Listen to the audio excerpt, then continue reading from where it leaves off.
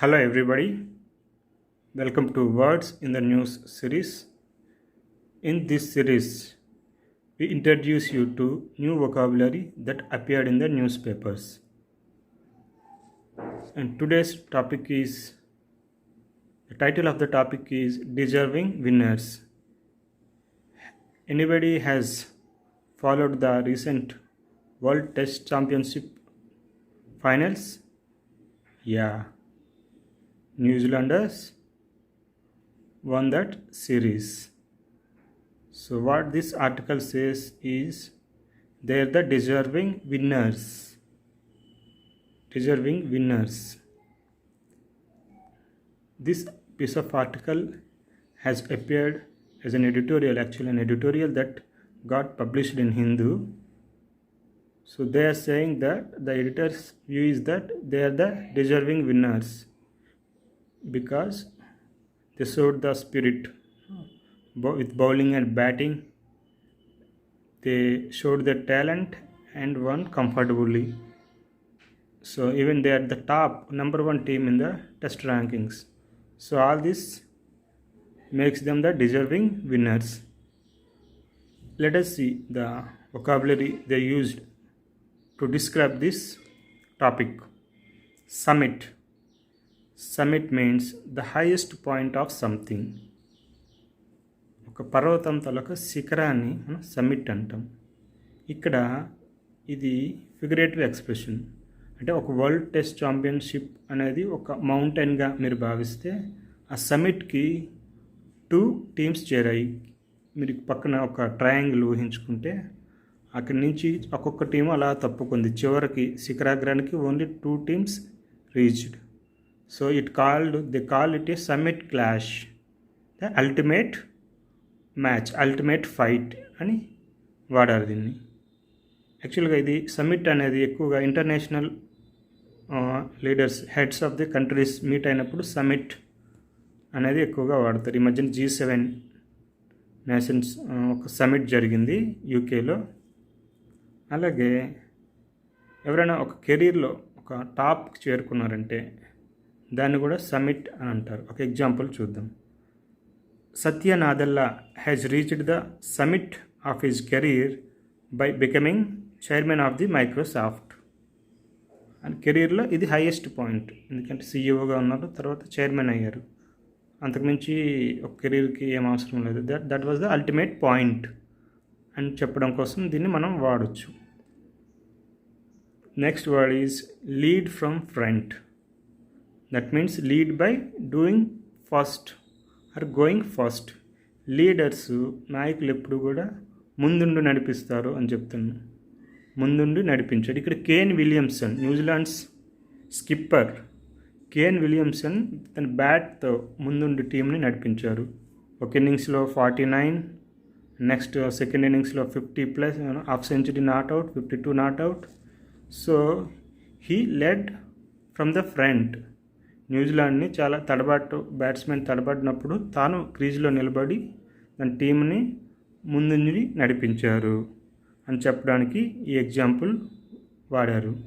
We can also say lead by example. He leads by example అంటే అతను పాటిస్తూ అది టీంలో మిగతా వాళ్ళకి ఆదర్శంగా నిలుస్తాడు అని కూడా మనం చెప్పడానికి లీడ్ బై ఎగ్జాంపుల్ అని వాడవచ్చు. దీనికి ఆపోజిట్లా చూసుకుంటే బ్యాక్ సీట్ డ్రైవింగ్ అని ఉంటుంది ఒకటి. బ్యాక్ సీట్ డ్రైవింగ్ అంటే వెనక సీట్లో కూర్చొని అటు నడుపు ఇటు నడుపు అని చెప్తాం. డ్రైవర్ సీట్లో కూర్చోకుండా వెనక సీట్లో కూర్చొని బ్యాక్ సీట్ డ్రైవింగ్ చేయడాన్ని మనం చూస్తుంటాం. ఇది అతను లీడర్ లాగా ఫీల్ అవుతాడు. స్టీరింగ్ అతని చేతిలో ఉండదు, కానీ బ్యాక్ సీట్ డ్రైవింగ్ చేస్తారు. అలాంటి వాళ్ళు కొందరు ఉంటారు. But Kane Williamson has led from the front. Kiwi టీమ్ని led from the front. Okay, next word is steely resolve. Steely resolve ఇది కూడా కేన్ విలియమ్సన్ క్యారెక్టరిస్టిక్స్, ఆయన క్యారెక్టర్ వ్యక్తిత్వాన్ని చెప్పడానికి, స్పోర్ట్స్మెన్షిప్లోని వ్యక్తిత్వాన్ని చెప్పడానికి ఈ పదం వాడారు. అంటే strong decision, firm decision, steely resolve అని వాడారు. అంటే అతని ఇన్నింగ్స్ని ఎలా చేశాడంటే with patience and steely resolve అని వాడారు. పేషెంట్ సహనంతో, స్టీలీ రిజాల్వ్ అంటే దృఢ సంకల్పంతో. స్టీల్ అనేది దృఢత్వానికి మనకి తెలుసు చిహ్నం, రిప్రజెంటేషన్. రిజాల్వ్ అంటే ఫర్మ్ డెసిషన్, స్ట్రాంగ్ డెసిషన్, గట్టిగా తీర్మానించుకోవడం. దృఢంగా తీర్మానించుకున్నాడు ఏంటి, క్రీజ్లో ఉండాలి, నిలబడాలని ఓపికతో దృఢ సంకల్పంతో బ్యాటింగ్ చేసి టీంని గెలిపించాడు అని చెప్పడానికి ఈ పదాలు వాడారు. Next word is solace. Solace means comfort. India ఈ మ్యాచ్లో ఓడిపోయినా కూడా గెలిస్తే జాయింట్ విన్నర్ అయ్యేది. టెస్ట్లో there is a chance for draw but the lost. So anyhow they became second. So అది మనకి కాస్త సాంత్వన, ఓదార్పు. మిగతా టీంలు ఇంతవరకు రాలేదు కదా, ఆస్ట్రేలియా లేకపోతే South Africa, there are many good teams but they left far behind us. So we are number 2 అని ఒక సలస్, ఒక కంఫర్ట్, ఓదార్పు, అది ఆ సాంత్వన కలిగించే విషయం అని ఎక్స్ప్రెస్ చేశారు. Next word is tentative. Tentative means uncertain అంటే ఇండియన్ బ్యాట్స్మెన్ ఇక్కడ కివీ బౌలర్స్ని ఫేస్ చేసేటప్పుడు టెంటేటివ్గా ఆడారు. అంటే బాల్ని, if you remember, Rohit Sharma తన బంతిని షోల్డర్స్ పైకి చేసి వదిలేశాడు. అంటే అది బాల్ బయటకు పోతుంది అనుకుని, కానీ అది వికెట్ పైకి వచ్చింది. అది అవుట్ స్వింగర్ అవుతుంది అనుకున్నాడు, అది ఇన్ స్వింగర్ అయ్యి వికెట్ ఎల్బిడబ్ల్యూగా అవుట్ అయ్యాడు. అంటే బాల్ని ఎలా కొట్టాలా వద్దా, స్లిప్స్లోకి పోతుందా, ఇలా టెంటేటివ్గా ఆడారు. అన్సర్టైనిటీ, ఒక సర్టైన్గా ఆడలేదు. అంటే ఒక నిర్ణయం తీసుకొని బాల్ని కమాండింగ్గా ఆడలేదు, టెంటేటివ్గా ఆడారు అని చెప్పడానికి ఈ వర్డ్ని వాడారు. Next word is nostalgia. Nostalgia means thinking of happy times in the past. అయితే అంటే గతాన్ని గుర్తు చేసుకోవడం. ఎప్పుడైనా నాస్టాల్జియా అనేది రెగ్యులర్గా వినిపించే వర్డ్ ఇది. You should remember this. Thinking of happy times in the past అంటే మనం చిన్నప్పుడు, చాలామంది చిన్నప్పుడు ఎంత బాగుండేది, ఆ ఊరు వెళ్ళేవాళ్ళం, అలాగే స్కూల్ కాలేజ్ డేస్లో అలా బాగా జరిగేది, అది అంటే అప్పుడు బాగుండేది, దాంతో పోలిస్తే ఇప్పుడు బాగోలేదు అన్న ఫీలింగ్స్ చెప్పడానికి ఎక్కువ దాన్ని నాస్టాలజియా అని అంటాం. ఇక్కడ నాస్టాలజియా అనే పదాన్ని ఎందుకు వాడారంటే ఇండియన్ క్రికెట్ టీం విన్ అనే చెప్పడానికి, అంటే క్రికెట్ టీం గ్లోరీ, గొప్పతనం తెలుసుకోవడానికి మనం 1983 వరల్డ్ కప్ వెస్టిండీస్ని ఓడించి గెలిచాము. తర్వాత పాకిస్తాన్ మీద చాలా సిరీస్లు గెలిచాము. అలాగే ఆస్ట్రేలియాను మనం ఓడించాము చాలాసార్లు. That was a great team in 2010 to ఒక డెకేడ్ బ్యాక్. ఆ టైంలో మనం ఓడించాము. So there were good times అని చెప్తున్నారు. కానీ ఇప్పుడు మనం ఓడిపోయాము అనేది చెప్తున్నారు అనమాట. దానికి నాస్టాల్జియా అనేది పదాన్ని వాడారు. నెక్స్ట్ వర్డ్ ఈజ్ మిస్టిక్ అంటే interesting, attracting, special interest, special attraction అని చెప్పడానికి మిస్టీక్ అని వాడు. యాక్చువల్గా న్యూజిలాండ్ అంటే ఆస్ట్రేలియాతో మ్యాచ్లో అయితే ఇంకా పాకిస్తాన్ మ్యాచ్లో ఉన్నంత అట్రాక్షన్ మనకి న్యూజిలాండ్ మీద, అంటే ఒక ప్రత్యర్థిగా మనం సీరియస్గా తీసుకోం. ఒక ఫ్రెండ్లీ కంట్రీ అది మనకి. కేన్ విలియమ్సన్ కూడా చెప్పారు, ఇండియన్స్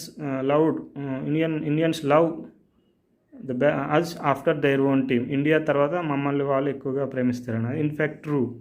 అది మనం చాలామందికి తెలిసిన విషయం అది కూడా. ఎందుకంటే మనం ఇంకొక అపోనెంట్తో మనం ఓడిపోయి ఉంటే మన ఫీలింగ్స్ ఇంకా వేరేలా ఉండేవి.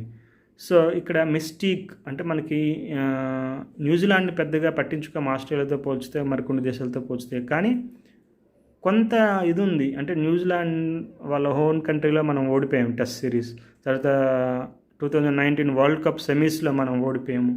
సో తెలియకుండానే మనకు ఒక న్యూజిలాండ్ అంటే ఒక ఇంట్రెస్టింగ్ అట్రాక్షన్ ఒక ఏర్పడింది ఆ టీం గురించి అని చెప్పడానికి మిస్టీక్ అనే పదాన్ని వాడారు. Next word is bridesmaid అంటే తోడి పెళ్ళి కూతురు అని చెప్పొచ్చు. అంటే ఇది ఇంగ్లీష్ స్టైల్లో చెప్పారు. మామూలుగా ఇంగ్లీష్ వాళ్ళ పెళ్ళిళ్ళలో తోడి పెళ్లి కూతురుతో పాటు కొంతమంది అమ్మాయి, ఒక్కరు లేదా ఎక్కువ మంది వెళ్తుంటారు. వాళ్ళందరినీ బ్రైడ్స్ మెయిడ్స్ అంటారు. మనం తోడి పెళ్లి కూతురు అనవచ్చు. అలాగే దీనికి ఆపోజిట్ పేజ్ బాయ్ ఉంటుంది. అయితే పెళ్లి కూతురుతోనే అబ్బాయి వెళ్తే అబ్బాయి కూడా వెళ్తారు, వాళ్ళని పేజ్ బాయ్ అంటారు. ఓకే, బ్రైడ్స్ మెయిడ్ అంటే బ్రైడ్తో వెళ్ళే అమ్మాయి, పేజ్ బాయ్ అంటే బ్రైడ్తో వెళ్ళే అబ్బాయి. Next word is champions hello అంటే ఛాంపియన్స్ గ్లోరీ అంటే ఒక విజయం సాధించిన తర్వాత వాళ్ళ ఉన్న ఫీలింగ్స్, ఒక సక్సెస్ని ఎంజాయ్ చేసే దీన్ని ఆ గ్లోరీ అంటాం. హ్యాలో అంటే గ్లోరీ, ఛాంపియన్స్ గ్లోరీ. న్యూజిలాండ్ యాక్చువల్గా బ్రైడ్స్ మైడ్ అని ఎందుకు వాడారంటే, యాక్చువల్గా న్యూజిలాండ్ చాలా లాస్ట్ వరల్డ్ కప్లో 2015 వన్డే వరల్డ్ కప్లో, 19 వరల్డ్ కప్లో ఫైనల్స్ వరకు వెళ్ళింది, 2 సార్లు ఫైనల్స్కి వెళ్ళింది, కానీ కప్పు గెలవలేకపోయింది. బ్రైడ్తో పాటు అంటే బ్రైడ్ అక్కడ ఎవరయ్యారు అంటే ఒకసారి 15లో ఆస్ట్రేలియా అయింది, 19లో ఇంగ్లాండ్ అయింది. వాళ్ళతో పాటు తోడు పెళ్లి కూతురులాగా వెళ్ళారు కానీ ఆ టీము పెళ్లి కూతురు కాలేకపోయింది అని చెప్తున్నారు ఇక్కడ. అంటే దాన్ని కొద్దిగా డెప్త్ మీరు అర్థం చేసుకోవచ్చు, అందుకని ఆ పదం వాడారు. Coming to this champions hello అంటే ఒక ఛాంపియన్గా అవతరించిన వాడికి గ్లోరీ ఉంటుంది. ఆ గ్లోరియస్ ఆ ఫీలింగ్ వాళ్ళు ప్రజెంట్ న్యూజిలాండ్ టీంలో మనం చూడొచ్చు అంటున్నారు.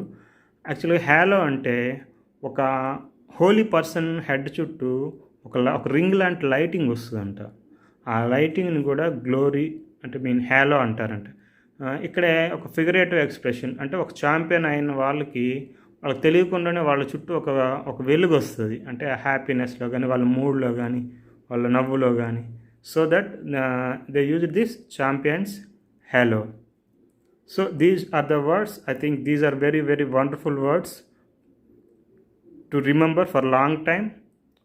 Please also, this is the 11th video. We have 10 videos previously. If you go all through them, you will definitely learn more.